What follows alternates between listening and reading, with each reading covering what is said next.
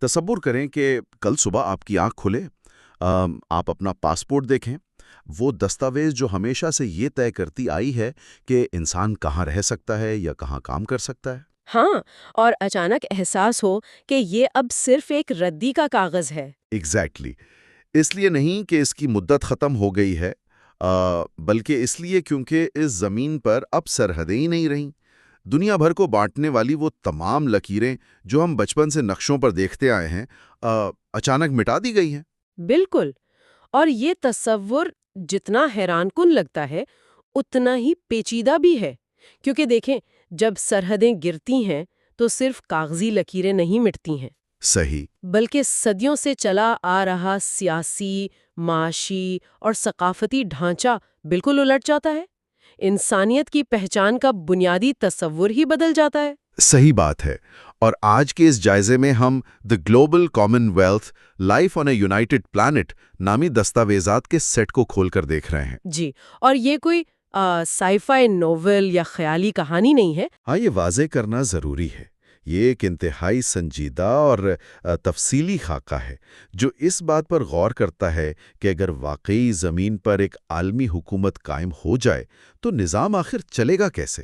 اور ہم اس بات کی تہہ تک جائیں گے کہ ایسی دنیا میں قانون کون بنائے گا، دولت کی تقسیم کیسے ہوگی، اور تحفظ کا تصور کیا ہوگا۔ تو چلیے اس تصور کی تفصیل میں چلتے ہیں۔ میرا پہلا سوال یہ ہے کہ آخر یہ خیال آیا کہاں سے؟ ایک عالمی حکومت کا تصور کوئی نیا تو نہیں ہوگا؟ نہیں، بالکل نہیں۔ اس سفر کی شروعات میں ہمیں تھوڑا پیچھے جانا ہوگا، تاریخ میں، کیونکہ ایک آدمی شہریت کا تصور راتوں رات پیدا نہیں ہوا۔ اچھا۔ ایمینوئل کانٹ جیسے فلسفیوں نے صدیوں پہلے ایک یونیورسل کاسموپولیٹن ایگزسٹنس کی بات کی تھی۔ ان کا ماننا تھا کہ زمین پر انسان کی حیثیت کسی مخصوص خطے کے باشندے کی نہیں ہے، بلکہ اس پورے سیارے کے شہری کی ہونی چاہیے۔ واہ، جی ہاں، اور تاریخ میں اس فلسفے کو عمل میں لانے کی کوششیں مختلف شکلوں میں نظر آتی ہیں، جیسے رومن امپائر نے ایک وسیع قانونی ڈھانچہ بنایا تھا جس نے مختلف ثقافتوں کو ایک نظام کے تحت جوڑ دیا تھا۔ اور اگر ہم ماڈرن ہسٹری دیکھیں تو اقوام متحدہ یعنی یو این کا قیام بھی اسی سوچ کا ایک حصہ لگتا ہے۔ بالکل، حالانکہ یو این کوئی حکومت نہیں ہے، لیکن یہ اس بات کا ثبوت ضرور ہے کہ انسانیت عالمی سطح پر مل کر چلنے کی کوشش کرتی ہے۔ لیکن دیکھا جائے تو یو این کے پاس قانون لاگو کرنے کی وہ طاقت نہیں ہے جو ان دستاویزات میں تجویز کی گئی ہے۔ یو این تو بس ایک پلیٹ فارم ہے۔ صحیح کہا، دی گلوبل کامن ویلتھ ایک باقاعدہ سینٹرلائزڈ لیجسلیٹو باڈی پیش کرتا ہے، ایک عالمی قانون ساز ادارہ، اور یہاں پر دستاویزات نے نمائندگی کا جو طریقہ کار بتایا ہے وہ روایتی انتخابات سے بہت مختلف ہے۔ وہ کیسے؟ مطلب الیکشن نہیں ہوں گے عالمی سطح پر؟ ہوں گے، لیکن یہ پروپورشنل ریپرزنٹیشن اور رینڈم سلیکشن کا ایک دلچسپ مجموعہ ہوگا۔ رینڈم سلیکشن مطلب قرآن دازی؟ جی ہاں، سوٹیشن جسے کہتے ہیں، یعنی آبادی کے حساب سے نمائندگی تو ہوگی ہی، لیکن نمائندوں کا چنا جانا کچھ حد تک قرآن دازی کے ذریعے ہوگا۔ یہ تو بالکل ویسے ہی ہے جیسے کچھ ملکوں میں عام شہریوں کو جوری ڈیوٹی کے لیے بلایا جاتا ہے۔ ایگزیکٹلی، اور اس طریقے کے پیچھے ایک بہت گہری منطق ہے۔ دیکھیں، اگر ہم پوری دنیا میں صرف عام انتخابات کروائیں گے تو نتیجہ کیا نکلے گا؟ دولت مند لوگ جیت جائیں گے۔ بالکل، دولت مند اور اثر و رسوخ رکھنے والے عالمی ایلیٹ ہمیشہ پاور میں آئیں گے اور عام انسان کی آواز دب جائے گی۔ رینڈم سلیکشن اس عالمی پارلیمنٹ میں کریئر پولیٹیشنز کی اجارہ داری کو توڑنے کا ایک میکانزم ہے۔ وہاں یہ ایک بہت ہی ریولوشنری خیال ہے ان سورسز کا۔ اس کے ذریعے ایک عام کسان یا ایک ٹیچر یا کسی چھوٹے سے قصبے کا دکاندار بھی عالمی فیصلوں میں حصہ لے سکے گا۔ جی ہاں، اور ساتھ ہی دستاویزات میں مقامی خود مختاری کو برقرار رکھنے پر بھی بڑا زور دیا گیا ہے۔ ایسا نہیں ہے کہ ہر فیصلہ مرکز میں ہوگا۔ اچھا، تو لوکل لیول پر پاور رہے گی؟ جی، مقامی میونسپیلٹیز اپنی تعلیم، شہری منصوبہ بندی اور وسائل کے فیصلے خود کریں گی۔ مرکزی حکومت صرف ان مسائل کو دیکھے گی جو عالمی نوعیت کے ہیں۔ یہ پورا نظام تو مجھے بالکل ایک عظیم الشان کارپوریٹ مرجر جیسا لگ رہا ہے۔ Corporate merger? وہ کیسے؟ جیسے 2 یا 3 بہت بڑی کمپنیاں مل کر ایک میگا کارپوریشن بناتی ہیں. ایک گلوبل ہیڈ کوارٹرز ہوتا ہے جو بڑی اسٹریٹجی بناتا ہے، لیکن لوکل برانچز اپنے کلچر کے حساب سے اپنے آپریشنز خود چلاتی ہیں. ہاں، یہ تشبیہ کافی حد تک ٹھیک ہے۔ لیکن یہاں میرا ایک سوال ہے اور میں تھوڑا پش بیک دینا چاہتا ہوں. ایک کمپنی کی بات اور ہے، دنیا کی آبادی کا مسئلہ بالکل مختلف ہے. کیا واقعی کہ ایک مرکزی ادارہ اتنی مختلف آبادی کی ضرورتوں کو سمجھ سکتا ہے؟ یہ بہت اہم سوال ہے۔ میرا مطلب ہے عالمی دارالحکومت میں بیٹھا ایک لیڈر ایمیزون کے جنگل میں رہنے والے کسی قبیلے یا صحرائے تھار کے کسی گاؤں کے مسائل کو ٹھیک سے کیسے سمجھے گا؟ دستاویزات اس خدشے کو نظر انداز نہیں کرتی ہیں۔ انہوں نے مرکزیت کی اس خامی کو دور کرنے کے لیے ٹیکنالوجی اور ڈیجیٹل پلیٹ فارمز کا استعمال کا طریقہ تجویز کیا ہے۔ اچھا، ڈیجیٹل پلیٹ فارمز کے ذریعے؟ جی، مستقبل کی ٹیکنالوجی میں بلاک چین یا سیکیور ڈیجیٹل ووٹنگ کے ذریعے مقامی آبادی براہ راست عالمی قانون سازی میں اپنا حصہ ڈال سکے گی۔ صحیح۔ اس کے علاوہ مائنورٹی گروپس اور آبائی باشندوں کے لیے سیٹس مختص کی گئی ہیں۔ یعنی ریزروڈ سیٹس؟ بالکل۔ ایک میجورٹی ڈریون گلوبل اسمبلی میں چھوٹی زبانوں اور قبائل کا وجود مٹ سکتا ہے، اس لیے ان کے لیے مخصوص نشستیں اس نظام کی بنیاد ہوں گی تاکہ عالمی حکومت ایک ڈکٹیٹرشپ نہ بن جائے۔ یہ پوائنٹ واقعی بہت سالڈ ہے ان سورسز میں، لیکن اب حکومت کی بحث سے آگے بڑھتے ہیں۔ جب عالمی پارلیمنٹ بن گئی تو اگلا بڑا جھٹکا معیشت کے میدان میں محسوس ہوگا۔ ہاں، معیشت سب سے پہلے تبدیل ہوگی۔ جیسے ہی سیاسی سرحدیں گڑتی ہیں، سب سے پہلے جو چیز ان لکیروں کو کراس کرتی ہے وہ سرمایہ اور انسان ہے۔ بالکل، اور ان دستاویزات میں ٹریڈ بیریئرز اور ٹیرفز کا مکمل خاتمہ شامل ہے۔ ساتھ ہی ایک عالمی کرنسی کا قیام بھی۔ اس کا مقصد ایکسچینج ریٹ کی ہیر پھیر اور ٹریڈ وارز کو ہمیشہ کے لیے ختم کرنا ہے۔ اور اس سب کا سب سے بڑا نتیجہ جو میری نظر میں سب سے دلچسپ ہے وہ ہے پاسپورٹ پریولیج کی موت۔ جی، پاسپورٹ پریولیج کا خاتمہ صدیوں کی معاشی ناانصافی کو توڑنے کی چابی ہے۔ آج کی دنیا میں کسی بھی شخص کی ساری اہمیت اس بات سے جڑی ہوئی ہے کہ وہ پیدا کہاں ہوا تھا۔ اگر کوئی ترقی یافتہ ملک میں پیدا ہوا ہے تو دنیا بھر کے دروازے اس کے لیے کھلے ہیں۔ صحیح بات ہے۔ ایک بارڈرلیس دنیا میں یہ امتیاز ختم ہو جائے گا جب کسی شخص کے پاس سفر کرنے یا کام ڈھونڈنے کے لیے کسی کاغذ کی محتاجی نہیں ہوگی، تو صلاحیت اور محنت کی اصل قدر ہوگی۔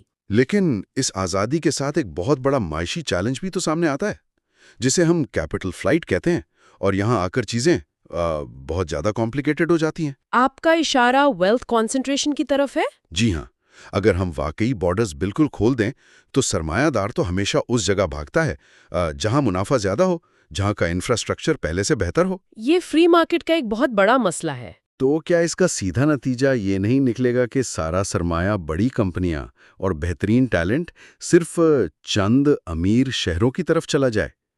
ٹوکیو، لندن یا نیو یارک مزید امیر ہو جائیں گے اور پسماندہ علاقے خالی ہو جائیں گے۔ ایگزیکٹلی، جو پہلے سے غریب علاقے ہیں وہ اپنے ہنرمند افراد سے محروم ہو کر مزید غریب ہو جائیں گے۔ یہ تو عالمی عدم مساوات کو ختم کرنے کے بجائے اسے مزید بڑھا دے گا۔ دستاویزات اس بارے میں کیا کہتی ہیں؟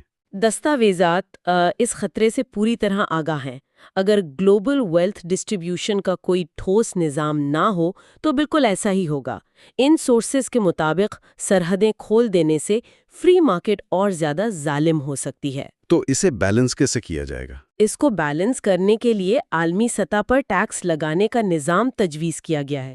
میکانزم یہ ہوگا کہ ان میگا سٹیز اور ملٹی نیشنل کانگلومریٹس پر ایک بھاری عالمی ٹیکس لاگو کیا جائے جو سب سے زیادہ منافع کما رہے ہیں۔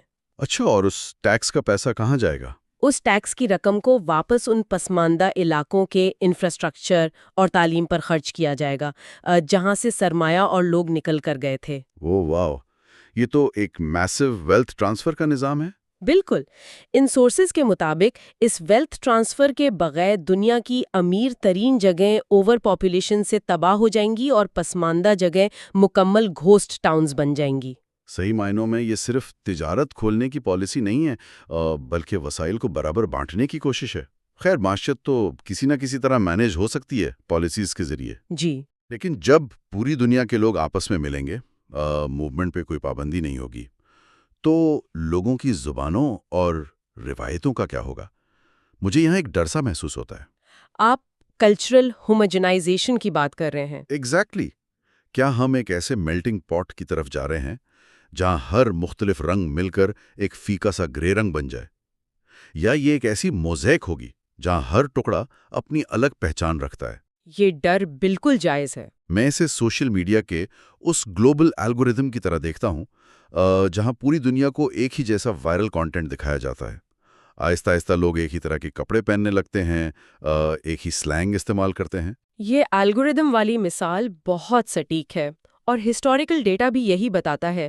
جب بھی بڑی آبادیاں ملتی ہیں، بڑی زبانیں چھوٹی زبانوں کو نگل لیتی ہیں۔ تو کیا سائی فائی فلموں کی طرح سب ایک ہی زبان بولنے لگیں گے آخر میں؟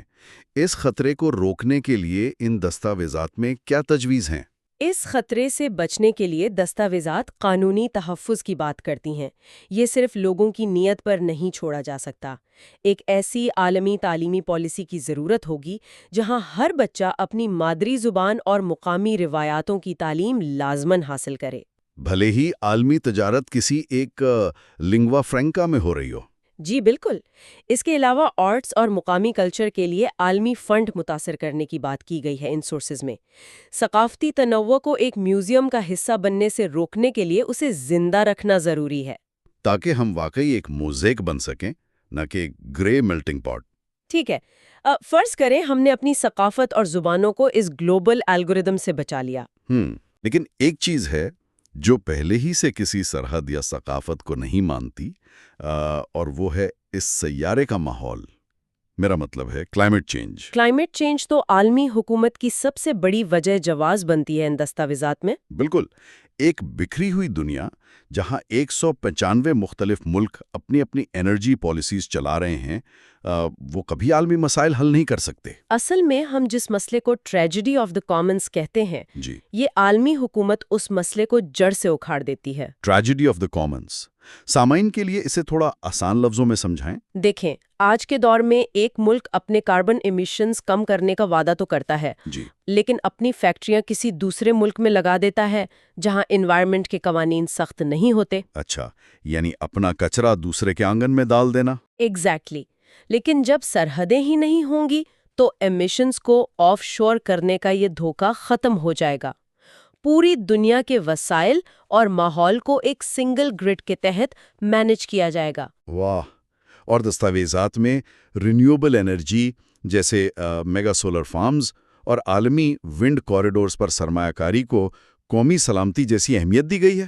جی، زمین کی بائیو ڈائیورسٹی، چاہے وہ برازیل کے جنگل ہوں یا افریقہ کے ساحل، کسی ایک ملک کی ملکیت نہیں بلکہ دنیا کا گلوبل ایسٹ کہلائے گی۔ لیکن اس عالمی ماحولیاتی نظام کو چلانے کے لیے انفراسٹرکچر بھی اسی پیمانے کا چاہیے ہوگا۔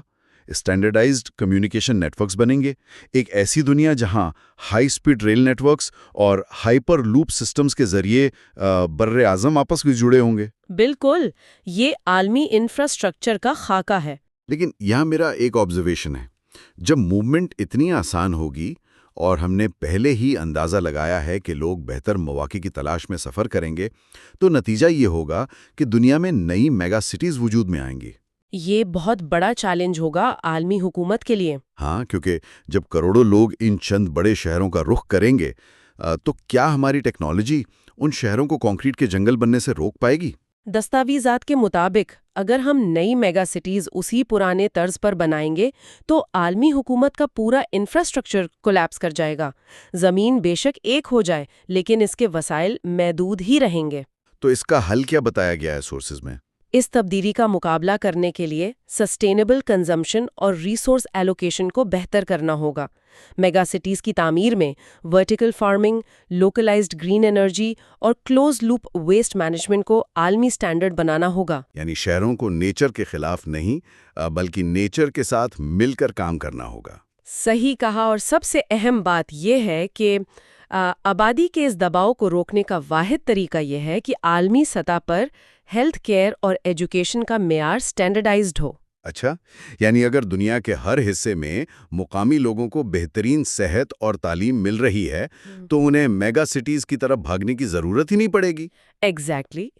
پش فیکٹرز کو ہی ختم کر دیا جائے گا۔ یہ پوائنٹس واقعی اس پورے خاکے میں ایک بیلنس لے کر آتے ہیں، لیکن اب آتے ہیں اس جائزے کے سب سے حیران کن اور میری نظر میں سب سے زیادہ متنازع حصے کی طرف۔ آپ عالمی تحفظ کی بات کر رہے ہیں؟ جی ہاں، ہم نے قانون بنا لیے، معیشت جوڑ لی، کلچر بچانے کی پالیسی بھی طے کر لی۔ ان سب کی حفاظت کون کرے گا؟ ان سورسز میں جو بات لکھی ہے وہ سننے میں بہت عجیب لگتی ہے، یعنی نیشنل ملٹریز کا مکمل خاتمہ۔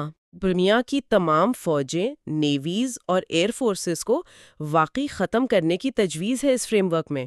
یہ تھوڑا انبلیویبل لگتا ہے۔ ان کے پاس جو $1 ٹریلین کا بجٹ ہے اور جو عظیم انفراسٹرکچر ہے، اس کا کیا ہوگا؟ ان سب کو عالمی فلاح و بہبود اور گلوبل ڈیولپمنٹ کے لیے تبدیل کر دیا جائے گا۔ دنیا کی سلامتی کے لیے کسی روایتی فوج کا وجود ہی نہیں رہے گا۔ لیکن اس کی لاجک کیا ہے؟ فوج کے بغیر ایک ملک کیسے چلے گا، چاہے وہ پوری دنیا ہی کیوں نہ ہو؟ اس کی منطق بہت سیدھی ہے۔ ان دستاویزات میں کسی بھی روایتی فوج کا مقصد کسی دوسرے ملک سے اپنا دفاع کرنا یا دوسرے ملک پر حملہ کرنا ہوتا ہے۔ صحیح۔ جب دنیا میں کوئی اور ملک ہی نہیں بچا، جب کوئی خارجی دشمن ہی نہیں ہے، تو ٹینکس اور فائٹر جیٹس کا کیا مقصد رہ جاتا ہے؟ ان ٹریلینز آف ڈالرز کو جب انسانی فلاح کے لیے استعمال کیا جائے گا تو یہ خود بخود کئی بنیادی مسائل کو حل کر دے گا جو تنازع کی وجہ بنتے ہیں۔ سننے میں تو یہ لاجک بالکل ٹھیک لگتی ہے، لیکن فوجوں کا مکمل خاتمہ مجھے پھر بھی غیر حقیقی لگتا ہے۔ یہ تو ایسا ہے جیسے ہم نے دنیا کے تمام دروازوں سے تالے ہی اتار دیے ہوں۔ انسان ہے تو تنازعات تو ہوں گے۔ ایگزیکٹلی، یہی میرا پوائنٹ ہے۔ انسان کی فطرت میں عصبیت، تعصب اور اختلاف شامل ہے۔ اگر ایک ملک نہیں رہا تو کیا داخلی جھگڑے، فسادات یا خانے جنگی بالکل ختم ہو جائیں گی؟ نہیں، دستاویزات یہ دعویٰ نہیں کرتی کہ انسان فرشتے بن جائیں گے۔ تو ایک عالمی پولیس بغیر کسی ملک کی فوج کے اس پرتشدد انسانی فطرت کو کس طرح روکے گی؟ اور کیا گارنٹی ہے کہ یہ عالمی لا انفورسمنٹ ایجنسی خود آ کر ایک عالمی ظالم طاقت میں تبدیل نہیں ہو جائے گی؟ یہی وہ نقطہ ہے جہاں دستاویزات سب سے زیادہ زور دیتی ہیں۔ عالمی حفاظتی اداروں کی ٹریننگ بالکل مختلف نوعیت کی ہوگی۔ داخلی مسائل سے نپٹنے کے لیے جو گلوبل لا انفورسمنٹ ایجنسی قائم ہوگی وہ روایتی پولیس یا فوج کی طرح کام نہیں کرے گی۔ تو ان کا اپروچ کیا ہوگا؟ گولی چلانا نہیں ہوگا؟ جی نہیں، ان فورسز کی بنیادی ٹریننگ کانفلکٹ ریزولوشن اور ڈپلومیسی پر مبنی ہوگی۔ انہیں سکھایا جائے گا کہ جب دو مختلف ثقافتوں یا طبقوں کے درمیان تنازع پیدا ہو تو اسے بغیر کسی سائڈ کے بالکل غیر جانبدار رہ کر بات چیت کے ذریعے کیسے حل کرنا ہے۔ یعنی ان کی طاقت ہتھیاروں میں نہیں بلکہ ثقافتی حساسیت اور قانون کی بالادستی میں ہوگی؟ بالکل، اور ان اداروں کو اکاؤنٹیبل رکھنے کے لیے وہی عالمی قانون ساز ادارے موجود ہوں گے جہاں ہر طبقے کی نمائندگی ہوگی، تاکہ کوئی ایک طاقت پوری دنیا پر مسلط نہ ہو سکے۔ اگر ہم اس گہرے تحقیقی جائزے کو سمیٹیں تو ایک عالمی حکومت اور ایک متحد زمین کا تصور بے شک اپنے اندر ہزاروں مسائل رکھتا ہے، لیکن یہ اس وقت انسانیت کو درپیش سنگین مسائل جیسے کلائمیٹ چینج، دولت کی نابرابری اور جنگوں کی تباہ کاری کا ایک پرکشش حل معلوم ہوتا ہے۔ جی، یہ سورسز ایک ایسی کوشش کی طرف اشارہ کرتی ہیں جو انسانیت کو بانٹنے والی کاغذی لکیروں کو مٹا کر ایک نئے عالمی معاشرے کی بنیاد رکھتی ہے، جس کا مقصد صرف اور صرف انسانی بقا ہے۔ اور اس بقا کے لیے شاید ہمیں اپنا مائنڈ سیٹ مکمل طور پر تبدیل کرنا پڑے گا۔ اور یہ باقاعدہ اس بات پر منحصر ہے کہ ہم انسان کتنی جلدی اس بات کو تسلیم کرتے ہیں کہ ہمارا سب سے بڑا دشمن ہم خود نہیں ہیں، بلکہ وہ بکھرا ہوا نظام ہے جو ہمیں ایک دوسرے کے خلاف کھڑا کرتا ہے۔ اس آخری سوچ کے ساتھ ہی ہم آج کا یہ تحقیقی جائزہ ختم کریں گے، لیکن اس سے پہلے کہ ہم الوداع کہیں، ایک آخری خیال ہے جو بار بار میرے ذہن میں آ رہا ہے، اور سامعین کے لیے میں یہ سوال چھوڑنا چاہتا ہوں۔ جی ضرور۔ ان دستاویزات میں وسائل اور قانون کی بات تو ہو گئی، لیکن انسانی نفسیات کی ایک عجیب عادت ہوتی ہے۔ ہماری اس حب الوطنی یا پیٹریوٹزم کا کیا ہوگا جسے ہم آج اتنا مقدس مانتے ہیں؟ یہ ایک بہت گہرا سوال ہے۔ کیونکہ ہماری شناخت اور ہمارا تعصب ہمیشہ اس بنیاد پر کھڑا ہوتا ہے کہ ہم کون ہیں اور ہمارے مقابلے میں غیر کون ہیں۔ اگر زمین پر سرحدیں ختم ہو جائیں اور کوئی غیر نہ رہے تو کیا ہم واقعی ایک دوسرے سے بغیر دشمنی کے جڑے رہ سکتے ہیں؟ یا پھر شاید ہمیں کسی نئی تقسیم کی ضرورت پڑ جائے؟ ایگزیکٹلی یا پھر انسان کی اس بانٹنے کی فطرت کے مطابق کیا ہمیں مکمل طور پر متحد ہونے کے لیے واقعی کسی دوسرے سیارے کی مخلوق جیسے کسی بیرونی ایلین خطرے کی ضرورت پڑے گی تاکہ پوری دنیا مل کر اسے اپنا نیا دشمن مان سکے؟ اگلی بار جب نقشہ دیکھیں تو سوچیں کہ اگر یہ لکیریں مٹ گئیں تو دشمن کہاں سے آئے گا اور ہم کس سے حفاظت مانگیں گے؟ سوچئے گا ضرور۔